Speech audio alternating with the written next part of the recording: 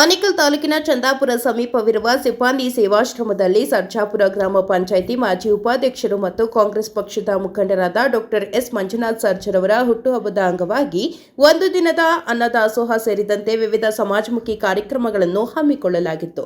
ಇನ್ನು ವಿಶೇಷವಾಗಿ ಮೊಗಳೂರಿನ ಮಕ್ಕಳ ಆಶ್ರಮದಲ್ಲಿ ಮಕ್ಕಳಿಗೆ ಅನ್ನದಾಸೋಹ ಸೇರಿದಂತೆ ಕಲಿಕಾ ಸಾಮಗ್ರಿಗಳನ್ನು ವಿತರಿಸಲಾಯಿತು. ಇನ್ನು ಕಾರ್ಯಕ್ರಮದ ನೇತೃತ್ವವನ್ನು ಯುವ ನಾಯಕರಾದ ಸರ್ಜಾಪುರ ಚೇತನ್ ಎಸ್ಕೆ ಮತ್ತು ಸ್ನೇಹಿತರು ವಹಿಸಿಕೊಂಡಿದ್ದರು. ಇನ್ನು ಕಾರ್ಯಕ್ರಮದಲ್ಲಿ ಮುಖಂಡರಾದ ಎಸ್ವಿ ಭರತ್ ಗೌಡ, ಕಾಮನಹಳ್ಳಿ ಶ್ರೀನಿವಾಸ್ ರೆಡ್ಡಿ, ಫೈರೋಜ್, ಪ್ರಮೋದ್, ಮಹೇಂದ್ರ, ಅತ್ತಿಬೆಲೆ ರಾಕೇಶ್ ರೆಡ್ಡಿ, ಆದಿ, ಮುಬಾರಕ್ ಮತ್ತಿತರರು ಹಾಜರಿದ್ದರು.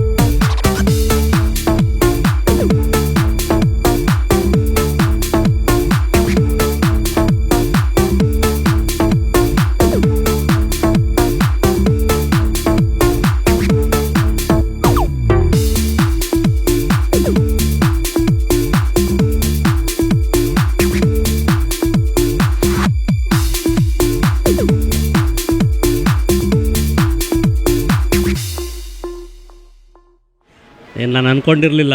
ಯಾಕಂತಂದರೆ ನಮ್ಮ ಸ್ನೇಹಿತರು ನಮ್ಮ ಸಹೋದರರು ಅಂತ ಹೇಳ್ಬೋದು. ಸ್ನೇಹಿತರು ಅನ್ನೋದಕ್ಕಿಂತ ನಮ್ಮ ಸಹೋದರರು, ಅಣ್ಣ ತಮ್ಮಂದ್ರು ಅಂತಲೇ ಹೇಳ್ಬೋದು ಎಲ್ಲರೂ. ಎಲ್ಲರೂ ಇವತ್ತೇನೋ ನಂದು ಆ್ಯಕ್ಚುಲಿ ಇರೋದು ಜೂನ್ 30ಕ್ಕೆ ನಾನು ಹುಟ್ಟಹಬ್ಬ ಇರೋದು.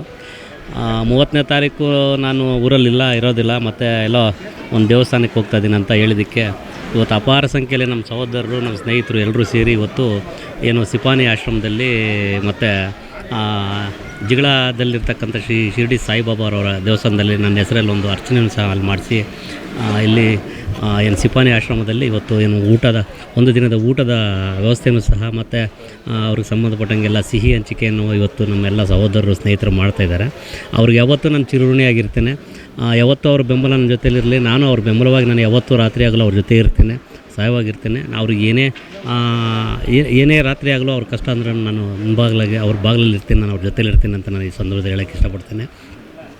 ಈ ಹುಟ್ಟುಹಬ್ಬನ 50ನೇ ವರ್ಷ ಹುಟ್ಟುಹಬ್ಬನ ನನಗೆ ಭಾಳ ವಿಜೃಂಭಣೆಯಿಂದ 2 ದಿನ ಮುಂಚೆ ಸರ್ಪ್ರೈಸಾಗಿ ಇವರೆಲ್ಲ ಇದನ್ನು ಮಾಡ್ಕೊಂಡಿದ್ದಾರೆ. ನಮಗೇನು ಗೊತ್ತಿಲ್ಲ. ಆ್ಯಕ್ಚುಲಿ ಎಲ್ಲರೂ ನಮ್ಮ ಮಹೇಂದ್ರ ಇರ್ಬೋದು, ಚೇತನ್ ಇರ್ಬೋದು, ನಮ್ಮ ಗೌತಮು ಮತ್ತು ಭರತ್ ಮತ್ತು ಸಂಪಾ ಎಲ್ಲ ಹಲವಾರು ಸ್ನೇಹಿತರು, ಗೋವಿಂದಣ್ಣ ಇರ್ಬೋದು, ಎಲ್ಲರೂ ಸುಮಾರು ಜನ ಯುವಕರು ಎಲ್ಲರೂ, ನಮ್ಮ ಲೋಕೇಶು ಎಲ್ಲರೂ ಸೇರಿ ಇವತ್ತು ಏನು ನಮ್ಮ ಚೇತನ್ ಅವ್ರ ಟೀಮು ಮತ್ತು ನಮ್ಮ ಮಹೇಂದ್ರ ಅವ್ರ ಟೀಮು ಭಾಳ ವಿಜೃಂಭಣೆಯಿಂದ ಇವತ್ತು ನನ್ನ ಹುಟ್ಟುಹಬ್ಬನ ಆಚರಿಸ್ತಾ ಇದ್ದಾರೆ. 2 ದಿನ ಮುಂಚೆನೇ ವಿಜೃಂಭಣೆ ಸಮಾಜಮುಖಿ ಕಾರ್ಯಗಳು ಸಹ ಅವರು ಮಾಡ್ತಾಯಿದ್ದಾರೆ. ಏನು ಬ್ಲಡ್ ಕ್ಯಾಂಪ್ ಇರ್ಬೋದು, ಮತ್ತು ಇವರಿಗೆ ಹಾಸ್ಪಿಟ್ಲ್ ರೋಗಿಗಳಿಗೆ ಹಣ್ಣು ಹಂಪಲು ಕೊಡೋದಾಗಿರ್ಬೋದು, ಮತ್ತು ಈ ಸಿಹಿ ಹಂಚಿಕೆ, ಊಟ, ಮತ್ತು ಒಂದು 3 ತಿಂಗಳಿಗಾಗಷ್ಟು ರೇಷನ್ ನಾನು ಕೊಡ್ತೀನಿ ಅಂತ ನಮ್ಮ ಚೇತನು ಸಹ ಹೇಳ್ತಾಯಿದ್ರು ಇವರು ಅನಾಥಾಶ್ರಮಕ್ಕೆ. ಈ ಆಡಂಬರ ಬರ್ತ್ಡೇಗಳು ಮಾಡ್ಕೊಳ್ಳೋದಕ್ಕಿಂತ ಅನಾಥಾಶ್ರಮದಲ್ಲಿ ಮಕ್ಕಳಿಗೆ, ಅನಾಥರಿಗೆ ಊಟ ಇವತ್ತು ಏನು ನಾವು ಈ ಬ್ಯಾನರ್ಗಳು, ಫ್ಲೆಕ್ಸ್ಗಳನ್ನ ಹೊಡೆದು ವೇಸ್ಟ್ ದುಂದುವೆಚ್ಚ ಮಾಡ್ತೀರಿ, ಅದ್ರ ಬದಲು ಅದನ್ನೇ ಒಂದು 6 ತಿಂಗಳಿಗಾಗಷ್ಟು ದಿನಸಿ ಐಟಮ್ಗಳನ್ನ ಅವ್ರಿಗೆ ಆಶ್ರಮಗಳಿಗೆ ನಾವು ಕೊಟ್ಟಾಗ ಅಟ್ಲೀಸ್ಟ್ ಒಂದು 6 ತಿಂಗಳು ಅವ್ರಿಗೆ ಊಟದ ವ್ಯವಸ್ಥೆ ಆಗ್ತೈತೆ. ಸೊ ಹಂಗಾಗಿ ನನ್ನ ಅನಿಸಿಕೆ ಅದು ಹೇಳ್ತಾ ಇದ್ದೇನೆ. ಯಾವುದೇ ಬ್ಯಾನರ್ ಹಾಕ್ಬಿಡಿ, ದುಂದು ವೆಚ್ಚ ಮಾಡಿಬಿಡ್ರಿ, ಈ ಥರ ಅನ್ನದಾಸೋಹ ಕಾರ್ಯಕ್ರಮನ ಆಯೋಜನೆ ಮಾಡಿ ಅಂತ. ಖಂಡಿತ ಸರ್. ಯಾಕಂತಂದರೆ ಬ್ಯಾನರ್ಗಳು ಹಾಕೋದು, ಫ್ಲೆಕ್ಸ್ಗಳು ಹಾಕೋದು, ಸುಮ್ಮನೆ ಆ ಬ್ಯಾನರ್ಗಳಲ್ಲಿ ಆ ಟೀಮು ಈ ಟೀಮು ಅಂತ ಹೇಳ್ಕೊಳ್ತಾರೆ.